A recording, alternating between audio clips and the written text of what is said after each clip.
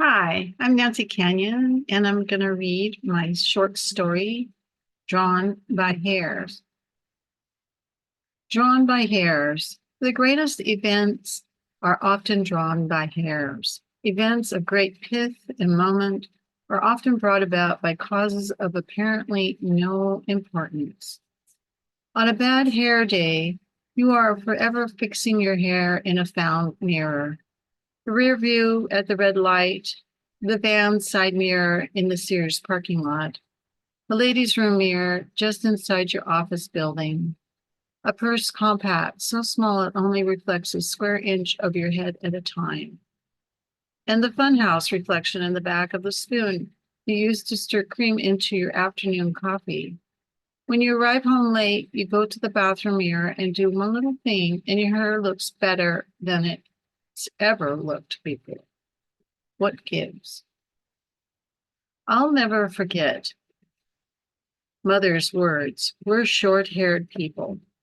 The first time she visited Mr. French for a cut and curl, she came home looking like June Cleaver.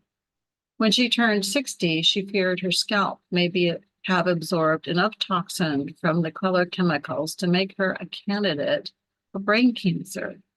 So she let the color go off. Beneath the tint, her hair was white as newly fallen snow. She hated it.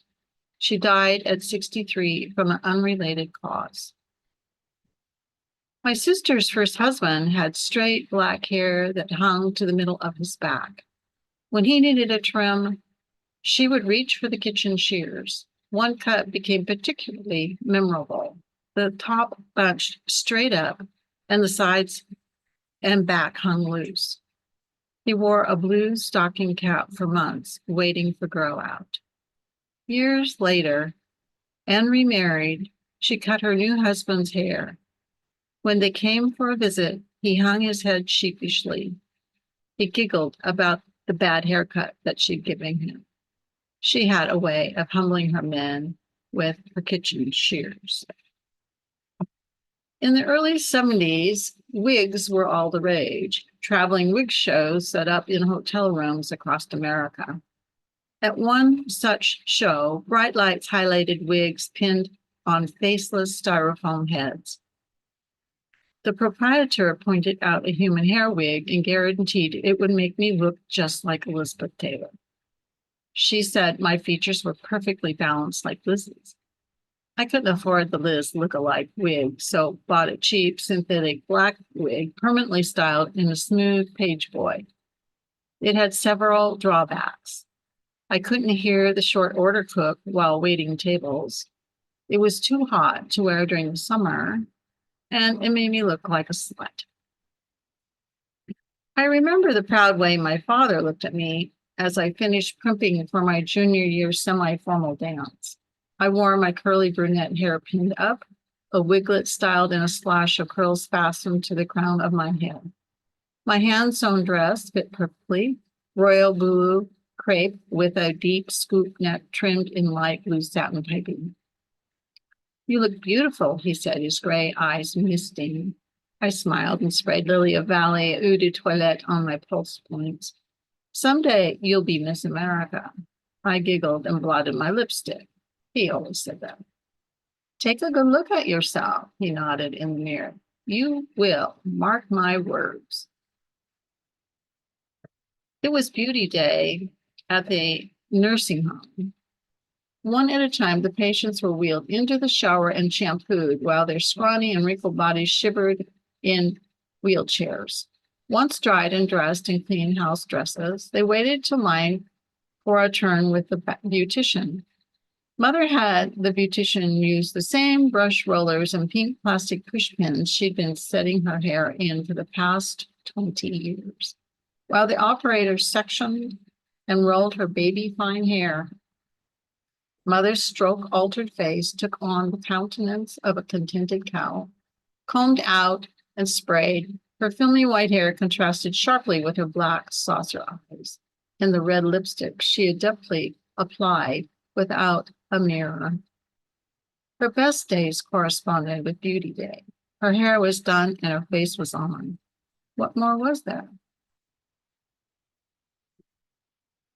In 1967, my father surprised my sister and me with giant garment boxes. My sister opened hers first. From it, she pulled a fingertip length black and white dyed rabbit fur coat. It went perfectly with her pixie cup and skinny legs. From my box, I pulled a dress length tan and white rabbit fur coat. I slipped on the cozy indulgence and turned to the mirror. I looked like a polar bear. My short beadless cut barely broke through the Arctic surface of white, itchy fluff. Father didn't miss a beat. He offered me the cash instead. With the money, I updated my beauty supplies, handheld blow dryer, electric curling iron, magnetic rollers, gold highlighting hairspray, artificial nails, polish in assorted colors, and still had enough cash left for a trip to the juniors department at the Bon Marché. My neighbor, Sonny's permanent wave went bad. It was overprocessed. Her hair was crispy, breaking off, basically fried. Mad as a pistol, she was hot to sue the salon. Unfortunately, she had barely enough money for rent and baby food, let alone legal fees. We decided to crop her damaged hair in my country kitchen. 2 photos documented the event. A large mound of blonde clippings and Sonny's quizzical daughter reaching to touch her mother's new scrub brush do. I thought the cut.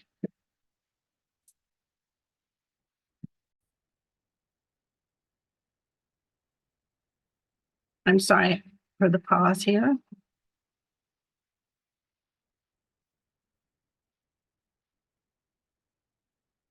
2 photos documented the event, a large mound of blonde clippings, and Sonny's quizzical daughter reaching to touch her mother's new scrub brush do. I thought the cut worked well with her tall frame, but as soon as her husband saw her, he grabbed his car keys and headed out the door to find a long-haired chick to swing with that night. Sonny cheered herself with the purchase of an expensive shoulder-length blonde wig from the wig store. I had to agree with the proprietor. She looked like a goddess. High school students crowd around the mirror and the girls can. One is ratting platinum blonde hair into a dense bouffant do. Another's brushing flyaway ironed hair. Another's spraying the heck out of her dippity-doo flip.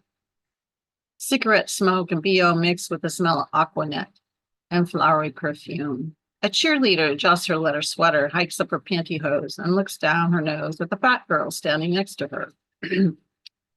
I'd die before I'd get stuck with a frizzy hair like that, she said. Suddenly, I'm recalling my dream, her star quarterback boyfriend dancing with me, cheek to cheek. He tenderly embraced the back of my stiff, overly processed hair. Give her a loan, I say. Lost, the cheerleader turns and slams out the bathroom door. The fat girl smiles shyly. I retrieve a sample of hairspray from my purse and give it to her. Tint, not dye. Miss Strong says, you dye rugs. Betty was a mortuary beautician. At night, in the basement of the Ball and Dodge funeral home, she did the stiff's hair and makeup. It's creepy, she said. It looks so real.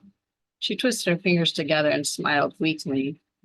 I looked at her and tried to imagine working alone at night in a basement on dead people.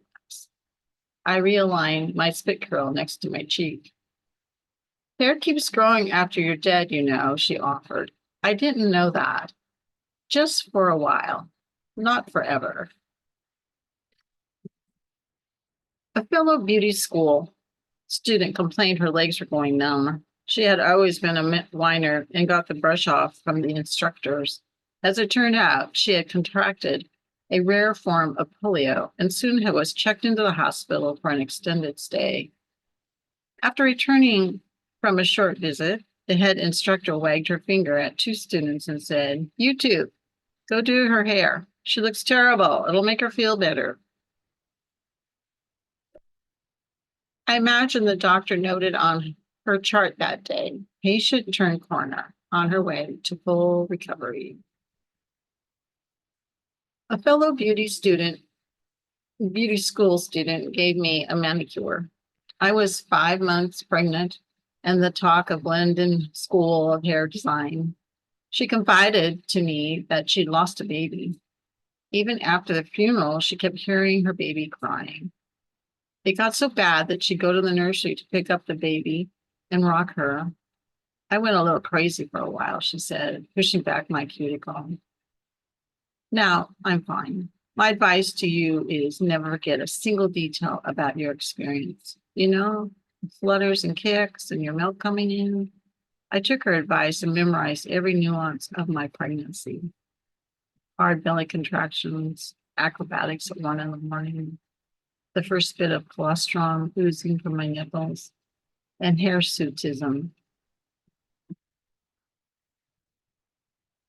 Ever since mother dubbed me a short-haired person like herself, I've tried to grow up my hair long. Maybe she knew some weird genetic secret about us, for even with expensive hair care products and hats to keep it from out in the sun, drying out in the sun, my locks never grew past my shoulders. My hairdresser had advised me to keep my curls cut to shoulder length to avoid tangling, drying, breaking, and falling. One night, I dreamt my mother sat up in her deathbed and smiled at me. She looked radiant, her hair white, a blinding halo circling her head. She said it was time for her to go. Don't go, Mama, I said, sobbing uncontrollably. She laughed, brushing damp curls from my face. Your hair looks good, Mom, she said. When I woke, I rose to look in the mirror. She was right. The end. Thank you.